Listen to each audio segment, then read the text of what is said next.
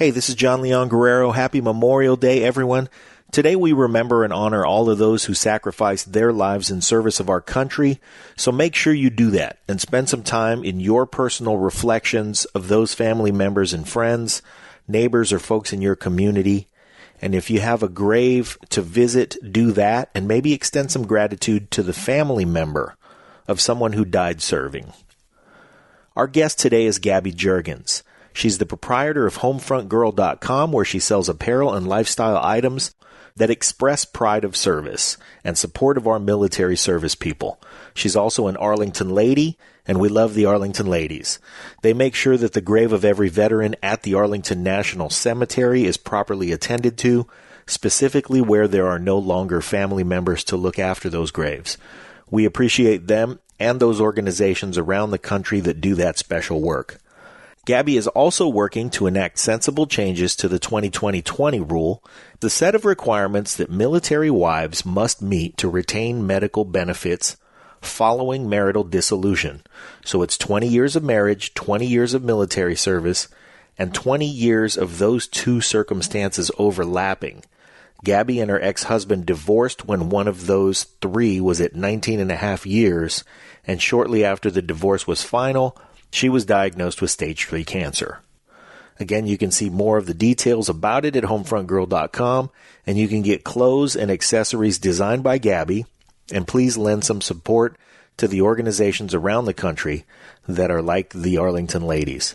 For now, please enjoy this special Memorial Day episode of the Break It Down Show with our guest, Gaby Juergens.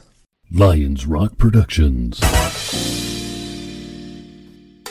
This is Jay Moore. This is Greg Proops. This is Jordan Harbinger. This is Dexter from The Offspring. This is Nathan This is East. Sebastian Younger. This is Rick Marotta. This is Stuart Copeland. This is Mick Gillette. This is Andy Summers. Hi, this is Skunk Baxter. This is Gabby Reese. This is Rob Bell. Hey, this is John Leon Guerrero. Hey, and this is Pete A. Turner. Hi, this is Gaby Juergens, creator of HomefrontGirl.com. I'm on the Break It Down Show. And now, the Break It Down Show with John Leon Guerrero and Pete A. Turner. Yes, Gabby's on with me. I met her through Scott, and normally Scott would be here, but it's Memorial Day weekend, and so you and I are burning the midnight oil a little bit and trying to get this show recorded because you know it's Memorial Day is it's one of the big days in the service community in terms of the service members and those that we've lost, and we both felt that it was important to get this done. So we'll talk for sure about Memorial Day, but I also want to mention Homefront Girl, where you guys can go and check out all of Gaby's things. We'll talk about that specifically too, but also your important work with the is it called the 2020 rule? Is that what it is? For lack of another name, because it really doesn't, it sort of exists in our military system. But yeah, 2020 rule. Yeah, pretty much. Well, let's start off with Memorial Day. Let's pay the bill there up front because you were just at Arlington, and I saw on social media and everything. So I want to kind of get into, as a former military spouse, obviously you've got a deep connection, and as a military mom, an even deeper connection still. Talk to me about Memorial Day, what it means to you, and then how you tend to remember those that have fallen. Okay. Well, you know, one of the things a couple of years ago, I was in the middle of a cancer fight, and I was at Johns Hopkins, and I kept a journal. And in regards to, you know, just whatever would occur to me as I was sitting there in the chemo bay, it was a 4-hour treatment. And I would share it with family and friends.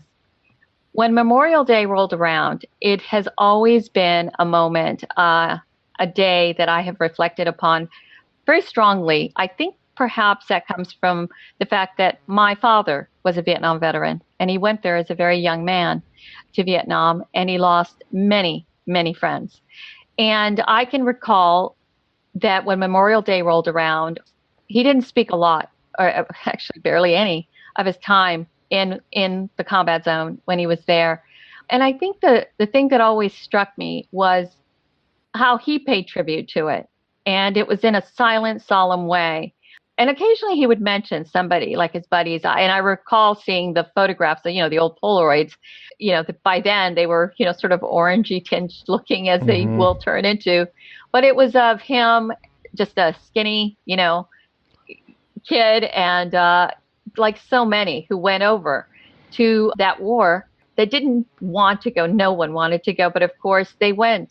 and they fought. He carried with him those memories, and his eyes would well up sometimes. And I remember putting that in that journal and sharing that, my thoughts on Memorial Day, because usually it was about my thoughts about what I saw at the hospital and what so many people were going through. And it was a very introspective type of journal entries.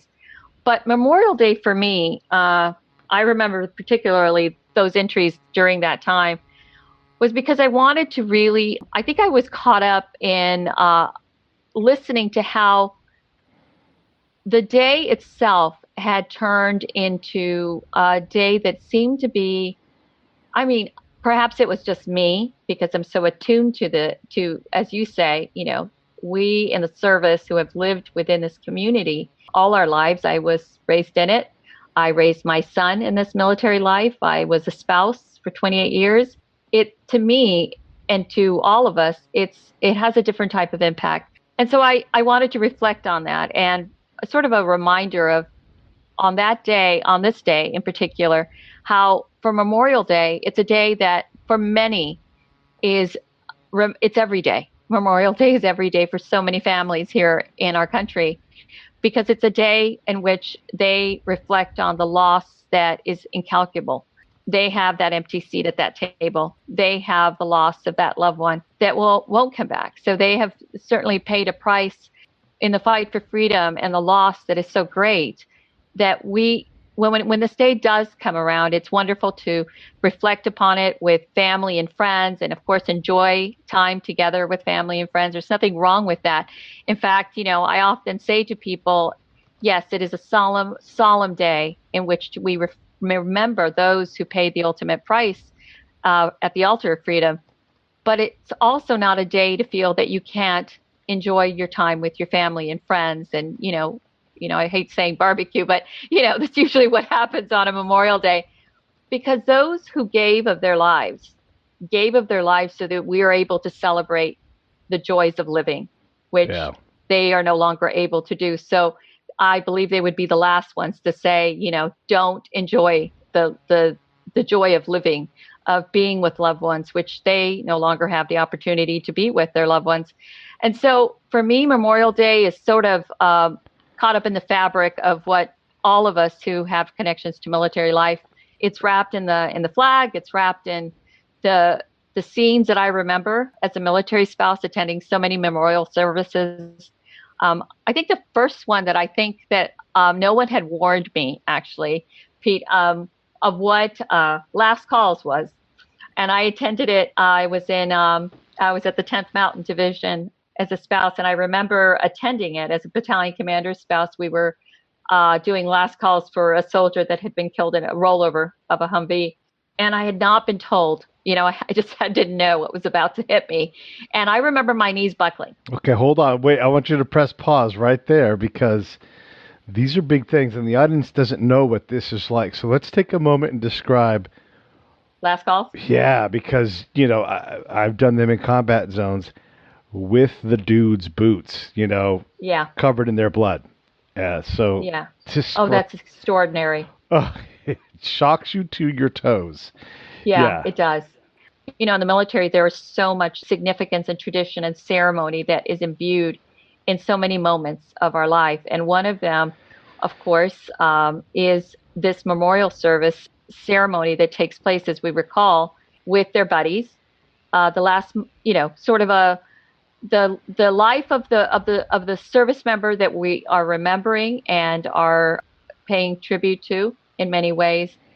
But what happens is that after after people speak about the service member and in combat, Pete, as you would know, right? It's the boots and the gun and the dog tags, and sometimes it's with blood on them, right off the field. And but it's the calling out that I wasn't prepared for at the end, when the service members' fellow warriors are asked, his name is called out, or that soldier, female or male's name is called out, and someone will rise and he is not here. Or you can tell me if I'm correctly remembering, but it's sort of something along those lines.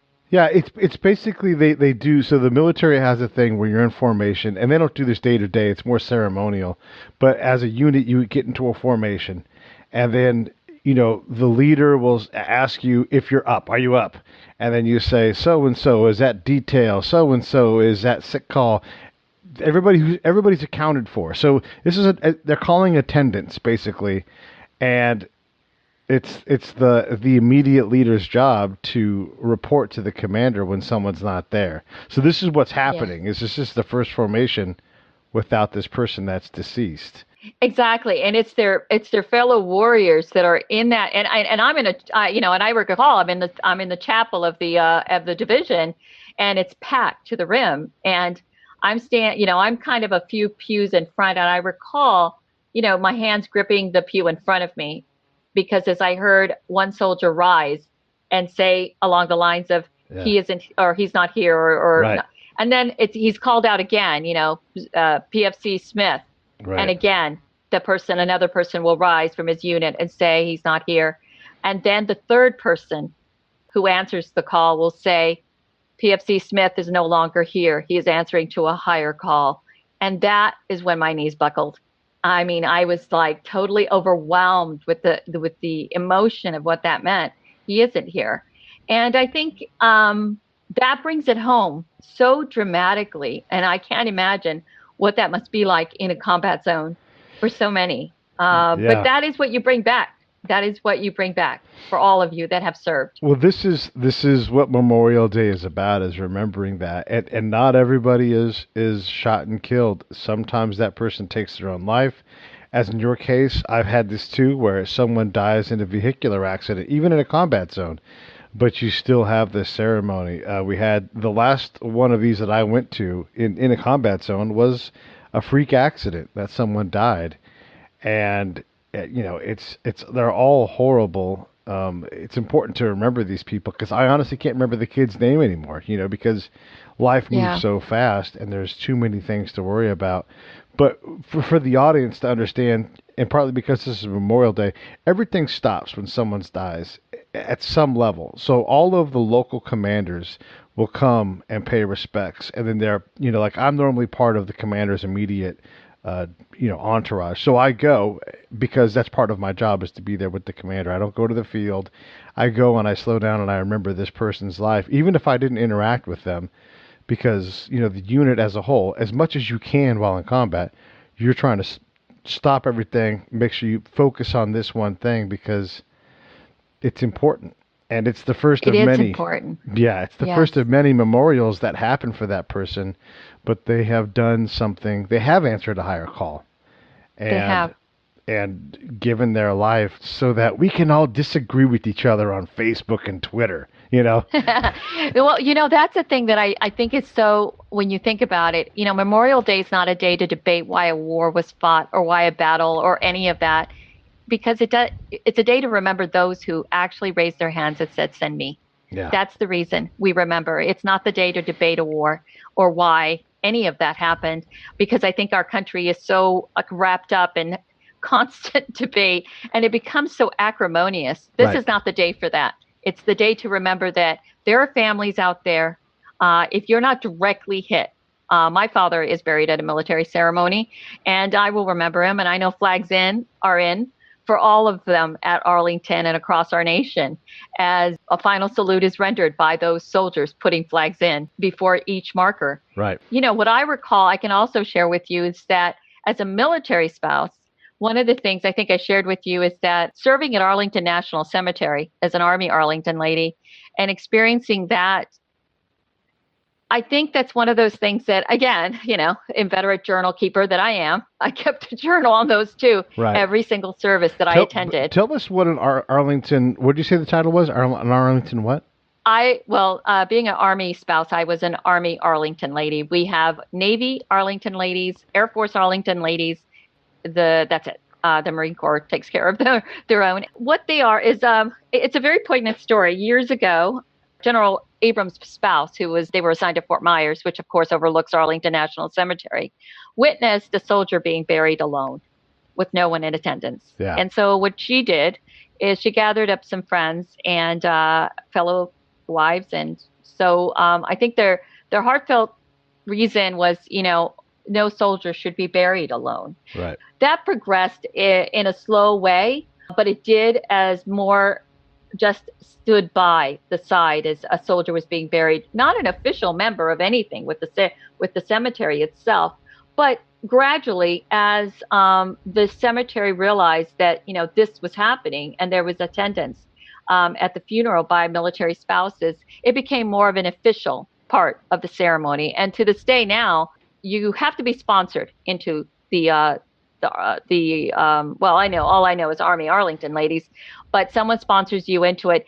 And it really, you're not an official griever. You're there representing not only the Chief of Staff of the Army, but you're representing the Army family at probably one of the worst moments of a military family's life. I've been at ceremonies where I've had to look into the eyes, because the way it goes is, we are officially now a part of the ceremony, and following the presentation of the flag to the family, then the honor guard brings me forward and I present, I go up to whoever is has received the flag, and there's a speech that we are told to say, which, is on behalf of the Chief of Staff of the Army, his spouse, and who at the time, I think, I'm trying to remember, Shoemaker, was it?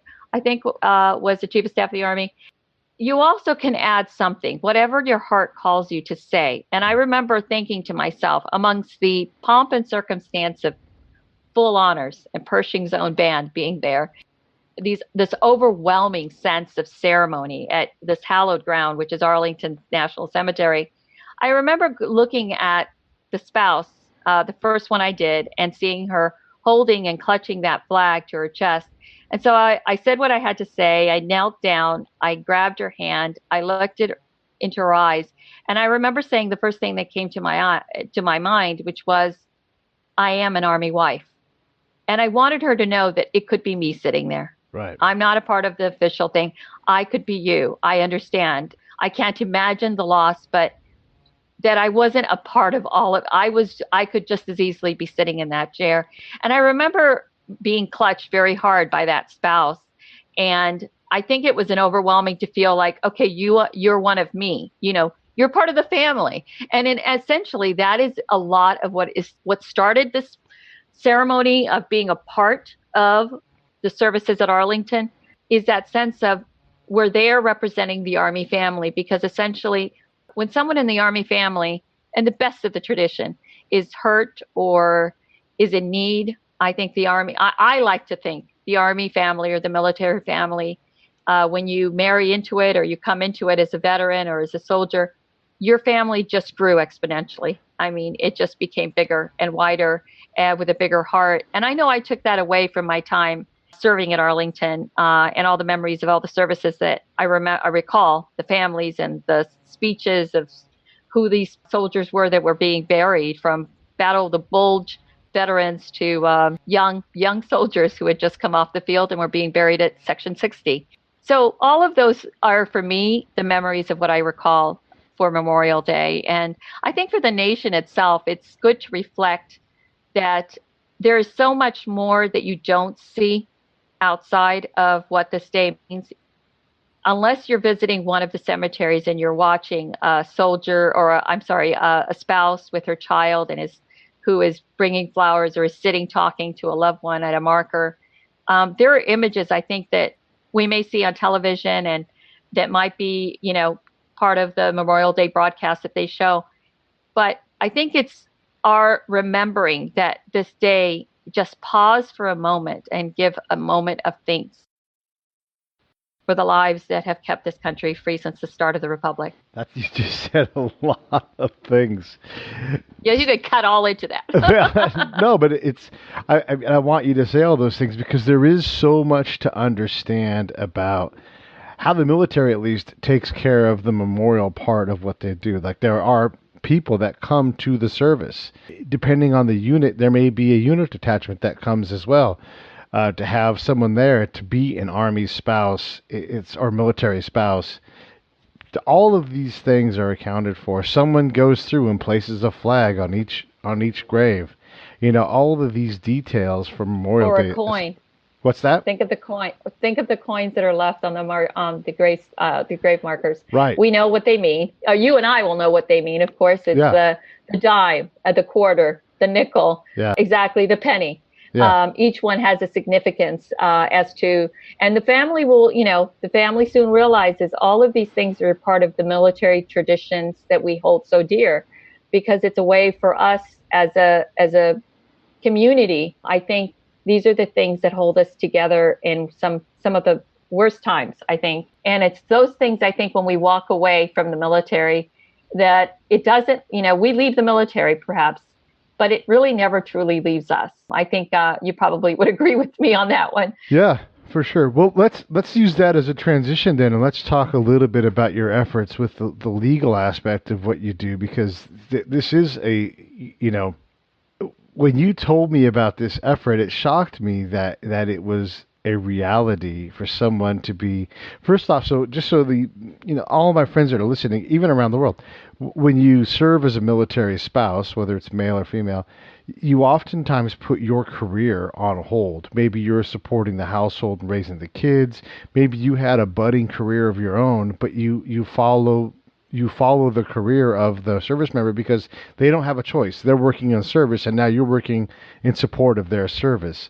So you do this at the sacrifice of your own career advancement or desires, and sometimes these marriages don't work out. And then tell us what happens, Gaby, because this is the part that's crazy. Yeah, that's exactly right. Well, I discovered that this is what happens, and probably life doesn't always turn out the way you think it's going to go. And I was married for a total, at the time, it was 26 years. My marriage had just gone away. I went into a very traumatic PTSD kind of thing.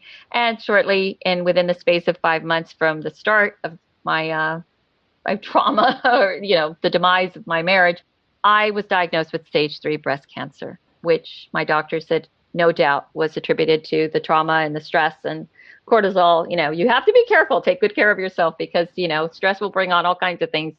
But it was as I was fighting at Johns Hopkins. I remember it was July and I was walking Old Town Alexandria, and I had just put a call in to a spouse network type of thing where they answered questions about military benefits, about spouse benefits. And they were a local chapter there in DC. And I called them up and I just said, and I asked them about that because I'd heard I was missing 1 year in the total active duty time with my former husband.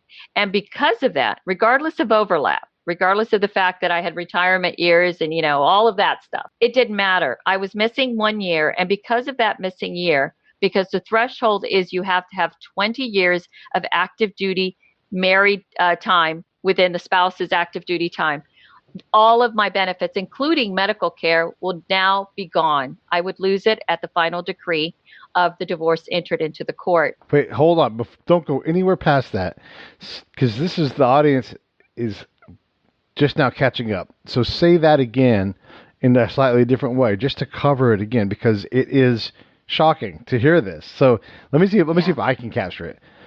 Okay. You and your husband are married during his service time for a total of 19 years. The magic point where everything, you have some protection regardless of divorce, is 20 years. So you're there for 90% of the time, or 80, or whatever that number is. And then you have a divorce, and you weren't the one asking for the divorce, and No. everything over the last 19 years, goodbye, gone. None of you get 1 year. Yeah. You get 1 year of TRICARE. Your ID card gets reissued, and it says only health benefits. I couldn't even get on a base. It is now the community that you had your adult identity, basically, since you were married, is now gone. Right. I couldn't even get on a base. So yes, that's exactly what happened. So let's put it in this context, which is, I think, the context that I put it in when I discovered this, which stopped me in my tracks. And I was absolutely shocked. And the woman kept repeating, she says, "I'm sorry, and you have cancer, and this is going to, that you're losing your medical insurance." Of course, exactly as you described, for many of us, we fell in love with someone who wore the uniform of our country, and our identity really, as you know, we traded in our Social Security for your Social Security last four. if you had ideas of a career and trying to keep it going, it's very difficult because of the transient quality of our life. We're constantly moving. Yeah. And if you are really as I did, I was, I didn't have like a career or anything like that. I was the volunteer. I was the mom. I was, I was very happy in my military community, and I took great pride and joy. We were like a team. For me, this hit me and floored me like nothing else, because of course, immediately I thought, what am I going to do for healthcare? All right, so let's do some coloring here, because understand like what a commander's wife does, or the sergeant major, the senior NCO's spouse. And I'm saying wife because typically that's what happens, but it's a spouse. So one, we refer to this person as a dependent, right? But we're more independent than they can ever imagine. Yeah. So truly, like that spouse is considered like secondary, like you're a dependent. Maybe they'll say significant other, but they're categorized almost as the same as kids, basically, in some Yes. of the terms. Meanwhile, Gaby's out, and she's making sure that all the single moms have proper daycare. They're looking in on someone when they have surgery. They're probably providing meals, making sure that, Single soldier suppers. Right. Yeah. Like they're quad fundraisers. Exactly. Like they are literally. So if the commander and the sergeant major are the two senior people in a unit, those wives from those senior officers are really the moms of the entire unit, looking after all those things, reminding the dudes who are focused on work stuff all the time, like, hey, don't forget that so-and-so had a baby, or, so-and-so. You are 100% right, Pete. I want to applaud you right now because you are singing the song. Absolutely. Yeah. That is exactly what we do. And it is a full-time job. And then there's backbiting and all that other kind of stuff. But when the unit when the unit deploys downrange, all of these households that have kids are now single-parent households. And so someone has to bond them together. And it's these senior wives that are making sure that everything's accounted for to the best of their ability. This is a significant job. And then you pull up roots and you move again. And you put, so you're constantly, your life is in constant tumult. So who's, the service member's still out working. Maybe they're deployed, maybe they're not. Maybe they're out of school or something. But mom is there making sure the household gets boxed up, making sure everything's set up and proper, making sure that the housing, if it's on post, is all cleaned and everything's ready to go by herself because she runs the household. All of these things happen. Household 6. Yep, household 6, the household commander, and then make sure that everything's smooth so that her significant other continue to focus on their mission. Absolutely. And then at 19 years, when you have cancer, the trap door is pulled, and they tell you no. So when I discovered this, I've got to tell you, I was fighting cancer, and I was so grateful for my military family who was there and was able to help me. Find a place, stay with them, stay with different ones. They would take care of my 2 dogs. But at the same time, I was going through 19 weeks of very aggressive chemo. And then, of course, countless surgeries. I was always in and out of VR because I was sick a lot. But I made a point after I discovered that because of the fear that grips you. And that's, I think, more than anything, as I walked the halls of Johns Hopkins, as I went from one appointment to the other for radiation or for treatment or for whatever it was, and this thing kept hitting me over and over again in my head. All I could think of is that I cannot believe this is happening after all the years, after everything you've just said. But more importantly, I knew in my heart of heart, if I made it through this fight and I fought this cancer and I beat it, I would make sure, I made a commitment to myself that no other spouse would go through the humiliation and the pain and the horror and the shock of what I went through. So I would commit myself to raising awareness. So when I went to see the senior legislative aide of the Armed Services Committee, along with my senator, Senator Reed, and I met with them for an hour, and along with me came a fellow spouse. Also, she had been a commander's spouse. She has also an illness that if anything were to happen, her husband lost his mind and left her, I don't know. But she is missing 2 years. This woman would not be able to have her medical care that she needs in order to go, continue on. I mean, She has a debilitating disease. And so she went with me And she brought with her, and I asked her, I said, what are you bringing with you? And she said, these are my award certificates that I received during the command time and my time in the service. And that touched me so much, because in so many ways, what she was saying is, at one time, I counted.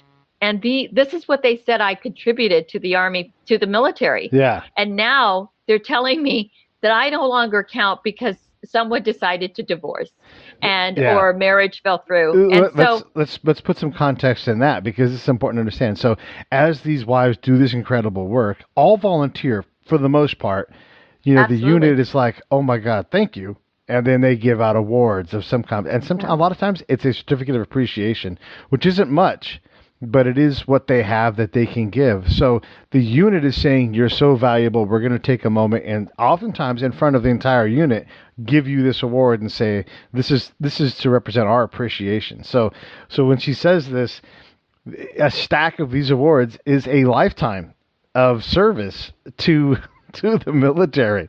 And so at one point the military thought she counted. Please continue. No, absolutely. And, you're standing up there, and we all have them. We have the Dr. Mary Walker Award, the first woman to receive the Medal of Honor in the Civil War. I mean, all of these awards that tell you that you have contributed to the mission, that you have contributed to the welfare of our soldiers during the time that you were within the command, whether you are a senior NCO spouse or you are an enlisted spouse, a young one. At the sacrifices that are made on the home front to keep the family together through so many changes that you go through, and every marriage, of course, goes through its changes and its difficulties, because it can't help but do so, because that's just the nature of life. We're no different in many ways. We have to cope with the changes of the stresses of life, but there are unusual stresses that come with being a spouse in the military. All of those things that are said by our military leadership has always, in our hearts, I think for many of us has made us, we stand up there, we receive the awards, we hear the accolades after we leave the retirement ceremony, and we're given an award, and our former husbands, in my case, makes the speech of, the lifetime, where every woman is crying and saying, oh my God, he's so in love with her. Well, yeah, that lasted so long. But, but, all of that happens. And what I'd like to say is that fast forward to today, I have been able to speak up about it as I made that, and I'm very grateful for that. This was something that I can't do alone, but thankfully I've been able to put this out there. Last Friday, I was on the Brian Kilmeade show on Fox, and I was able to talk about the 2020 rule and how this is impacting so many spouses. The warrior ethos, as you know, Pete, is leave no one behind. I think that's the first part of it. I think that's the exact first line. Yeah, leave no one behind. And this leaves so many behind, which we were supposed to be combat multipliers. We're supposed to be these people. And so wait, hold on. Don't slow down for a second so we can say this. You are a combat multiplier. I mean, the spouses that come in and provide such a stress release for us, because if you're worried about what's going on at home or daycare or all these other problems, it takes me off of the battlefield, at least mentally, and sometimes physically. You've got to go home to deal with something. It is invaluable what the military spouse delivers, and the support. Like, hey, I've got this impossible path. We're going to move every year for the next 5 years because I'm a young officer. I mean, how often these moves happen. And right. I have to be in class every day, or I have to be performing for I've been called out as a special, a rising star, so I have to focus. This is my shot. Take care of everything else. Take care of everything else in my career, my life, so that we can have, an even better thing, and so I can serve better and all these things. So you are a force multiplier. There's no doubt about it. Well, there is when they tell you that we're about to take all your health insurance, hand over that ID card we gave you about 19 years ago. Yeah. You kind of put that into doubt. But you know what? What you said right there reminded me, and this is a little levity, but there was, Private Murphy, the comic strip, right? Yeah. There was one years ago that was floating around, and people, a lot of military spouses were sharing because we could identify with how hysterical this was. But it was Private Murphy, and he's all battle rattle, ready to go. And then his wife is in front of him, right? And she's staring at him with this dumbfounded look. and she's got one baby and a papoose in front of her. She's got another one behind her, and he's looking at her. He says, "Okay, you got this, right?" Right. And that's exactly right. Okay, I have this. And you have that. I actually did a design called "I Got This." Yeah. And I wore that hat throughout my entire time, and I've had a lot of promo pictures of me wearing that hat. Little did I think that I'd be wearing it at a certain point in my life when I was fighting cancer, but it kept me going because I never forgot that. We all did that to ourselves. Yeah. We basically said to each other, to our battle buddies, and we said, "You got this. Call me for whatever you need. We've got this." And the reason that you stated is absolutely true. In order for you guys to go forward and not worry about what's going on back home, and that doesn't happen all the time, of course. Right. Sometimes there's spouses that say, "Oh my God, the world has fallen apart." Yeah. But I mean, that's the idea, though, is that the spouse. But the idea is that we're going to be back here saying, "Don't worry, everything's great. You just come home safe and keep your head down," and all the things that we say. Yeah. But meanwhile, back home, the kids are acting up. Murphy's Law has come to call again and again and again. Yeah. Everything that can go wrong will go wrong. You're dealing with all of this on top of the fact that you're also dealing with going to FRG meetings and trying to find out what the latest, or stomping a rumor about something, or trying to keep OPSEC in place among the wives during the coffees and all the things that you do. And these are things that are volunteer. I mean, and honestly, I always told my spouses, look, your family comes first, and never forget that. So you do what works for you, not because you feel, but you know what that brought more than anything? I think it gave a lot of these young spouses the opportunity to say, yes, I don't need to do this. I can go and do something else, or yes, I want to be a part of what now has become my life and my community, because I fell in love with someone who wears a uniform. This episode of the Break It Down Show is brought to you by Lions Rock Productions. That's us. We publish, evaluate, and develop podcasts just like this one, consult others to build their own, and create associated content and content marketing strategies. So if you're launching or expanding your social media presence, your business, or your personal brand, or if you just want to take your media presence to the next level, reach out to us on Twitter at P. Turner or at JohnLG69 at the Break It Down Show. There's 1,000 ways to get a hold of us. Now enjoy the show. And my community, because I fell in love with someone who wears a uniform. So where are you at currently with the pursuit of getting some kind of change or creation of the law to protect spouses who are, at 19 years, 18 years? Is there a cutoff point? Is it 12 years? On the military, at least the Army, you get to a point where, like, you're now a careerist, you've enlisted indefinitely, and we're not just going to keep coming and revisiting this every 5 years. So give us an idea of where you're at, what's changed about that part of it, and how the progress is going. Well, unfortunately, the way the rule stands right now is exactly if you have 20 years. So I put it in, as I said to Brian, let me put it in context of this.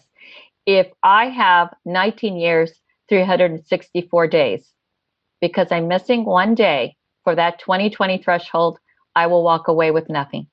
I will walk away with only 1 year of medical, a TRICARE for that 1 year. Afterwards, you can consider COBRA. But remember, what are we also considering? Do you have the ability to have a job? You volunteered your whole life. At what point in your life is this all happening to you?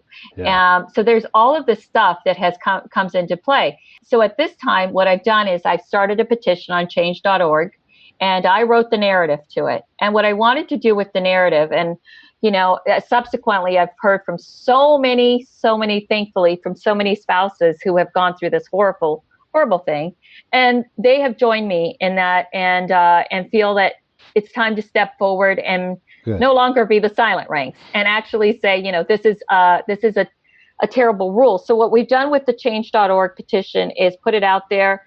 It's linked to my website, which is homefrontgirl.com. You can see sign the petition, click on it, join us, read the narrative. And if you're not military, and if you just see the unfairness of what this does in leaving so many behind, those spouses that I know, very good friends of mine who have those 20 years and have kept their benefits, I'm totally thrilled for them. And that is as it should be. But the problem is that those who fall short of that magic 20, they put into a 20-20-15 rule, which provides 1 year of health care, and there's no step in between. So when you look at that, what we're asking of the military and our commanders and our president, and I'm certainly calling out the Second Lady, because she has been so eloquent in supporting our military spouses' employment opportunities, and it has become sort of a cause for her. So we would love to have her support on this particular issue, because it does impact military spouses at the, yes, there's, it's wonderful to speak to military spouses who are active now, living in their homes and happily contributing to the military mission. But realize that many of those spouses, if life changes for them, their life will change dramatically when divorce hits, and they have to learn that they no longer have the safety net that they thought would be there. For many of us, this is not part of out processing. This is not part of in processing. It's not part of it. They didn't tell us this. And what I point out, especially, but right now I'm trying to get the word out, enlisting, hopefully, the help of some of the senators, from like Senator Rick Scott, who sits on the Senate Armed Services Committee. I've been reaching out to his office, along with Senator Shelby's office, who also sits on the Senate Armed Services Committee, to enlist their support. The petition has drawn the attention of the LA Times and other national newspapers, and hopefully maybe they'll be doing stories. I know Military Spouse Magazine will be doing a story on this mission. So hopefully that will help. But one of the things I do want to mention, Pete, which is important, and I added this to the petition, and I think you can remember, I'm sure you do, General Odierno, at his farewell speech at his retirement, I put this in the petition because I think it made the impact that needs to be made. Because out of all of this, it's the fact that for years, the senior leadership of our military looked at us as crucial to the mission. And what he said at his farewell, in speaking about military spouses, and in particular his own spouse, he said, quote, "It's often hard for me to stand up here and make other people understand how much our spouses sacrifice. You don't understand. You don't understand everything that they do every day in order to make us a better Army. I don't believe there's any other profession where we count on our spouses to do so many things." So I added that to it because that was a senior leader who at the end of his career acknowledged the contribution of what military spouses have contributed. And I think that in itself was most emblematic of what we're fighting for. And it's really, truly is a fairness issue. Well, let me put a button on this part of it, because I want to mention a friend of mine, Lindsey Contreras. Her husband is in the service, and before she really, before they really blossomed into a full married couple, it was like, okay, we're dating, and now we're going to do this, and her life goes from one thing to something completely different. Now she's raising kids and packing up things and moving and constantly on the go. This really happens all the time. And she's on her way to this long military career. And I would hate to have anything happen to their marriage, of course. But, just you think about that, like what she's done. And she really has all in. General Odierno's right. It's such a powerful sacrifice. And it's almost like a pyramid scheme of sacrifice, because, the commander's wives, the senior ranking wives, really take on the entire community to make sure that those young spouses that don't know the system, they're having family problems outside of their immediate family. All of these things come into play, and those spouses are doing their best to keep it away from the unit, not to hide it, but to not use unit resources because they have it. And so when that private says, "You got this, right?" and takes off, there are a bunch of wives standing behind her saying, "Don't worry, she does have it." And that's right. It's so powerful. That's right. The battle buddies, just like you guys have in the field with their foxhole friendships. Yeah, okay, let's talk about Homefront Girl just to kind of put a wrap on things, because you're doing so much in service of others. Let's talk about your great products, because you've got candles and teddy bears, so many different things. Give us a down and dirty on what Homefront Girl is all about.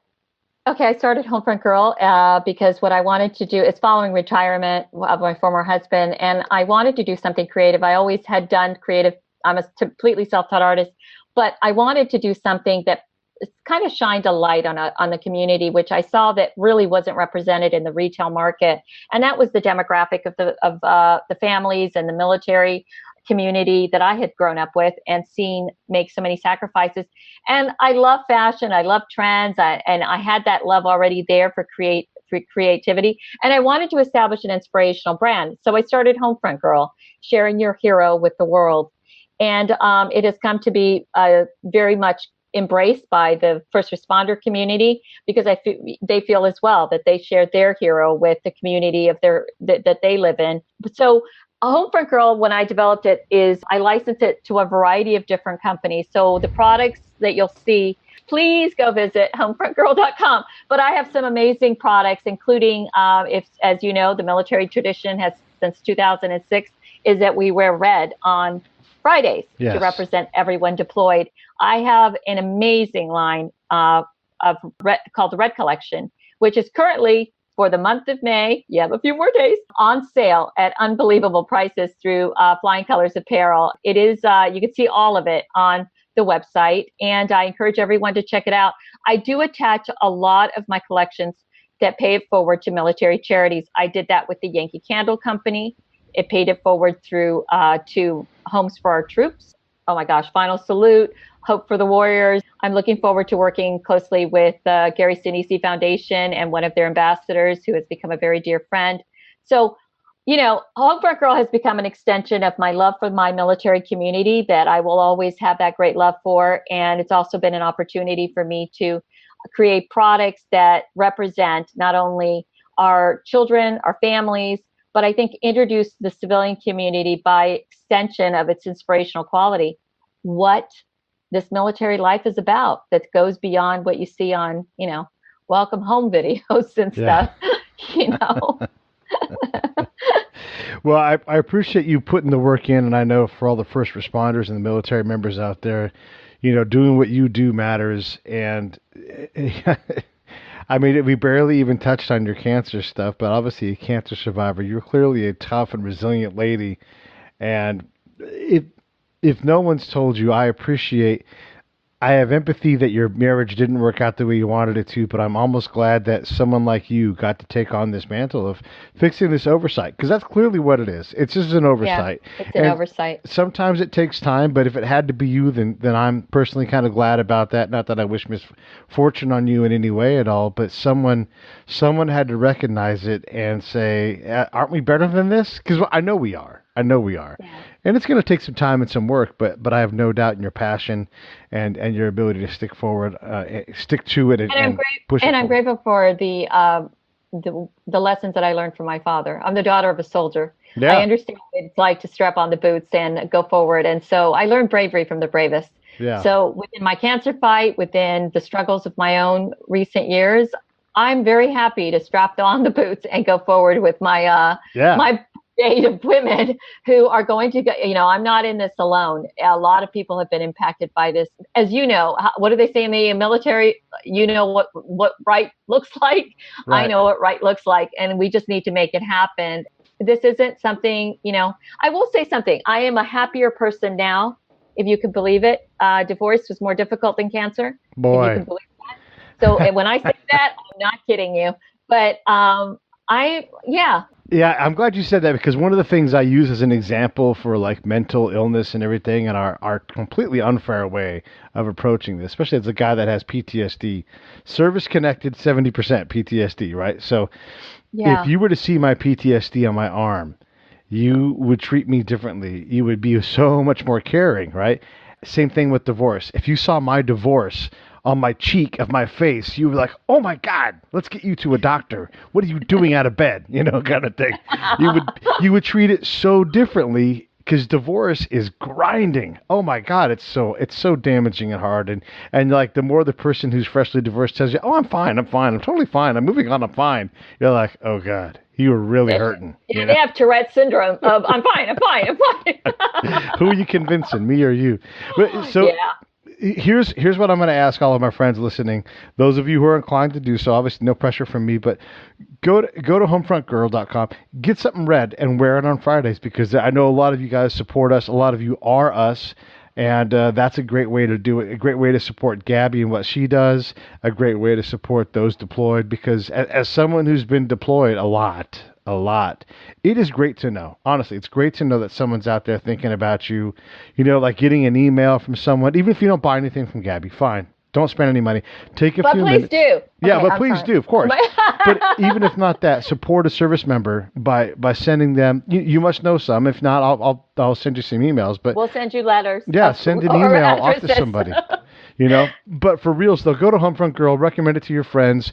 You know, if you don't have resources to help that way, Gaby's constantly posting on social media. Lift her up, give her retweets. That helps. Likes and hearts are nice, but retweets and shares. Retweets are it. Yeah. Yeah, that really does help out a lot. And so with all this stuff about wearing red on Friday, that's a simple way, and it takes seconds to do, and it's not clogging up anybody's feet, because it's, hey, we all say thank you for your service, so here's a way to help people lean forward and help Gaby out, help service members out, and do some service yourself. Yeah, and please sign the petition. Sign the petition. It's on Homefront Girl. Homefront Girl and change.org, right? Yes, change.org. But the direct link, if you have to go looking for it, is on homefrontgirl.com. You can sign the petition from there. Just click on the link. It's right at the top. You can learn all about me on there. If you're on change.org, it's called Change Military Rule, Leaving Military Spouses with No Health Care in a Divorce. So far, we've got 658 that have signed it. Move that number, and I know we can. I thank every single one who visits homefrontgirl.com, but also signs a petition and helps. All right, so let's do this. Let's everybody go to homefrontgirl.com and hit that petition and sign it, and hopefully we can boost that up a little bit, right? Because I'm sure that the audience wants to participate. Hey, Gaby, so a couple things from me. One, thank you so much for coming on last minute and helping me get this up so I can have a great Memorial Day episode. Thank you. Thank you. I want to have you, and you mentioned her in passing, but I want to have you and have Leslie on so we can talk about Gary Sinise Foundation and just more, because we don't have enough ladies on the show, so it would be great to have the both of you on again. And just in general, thank you so much for what you do. I mean, I know there's a lot of military spouses out there, so on their behalf, I'm thanking you for you leaning on this problem for us. Thank you so much. And have a great evening. Yeah, you too. And it's great to see you, and I can't wait to hear it.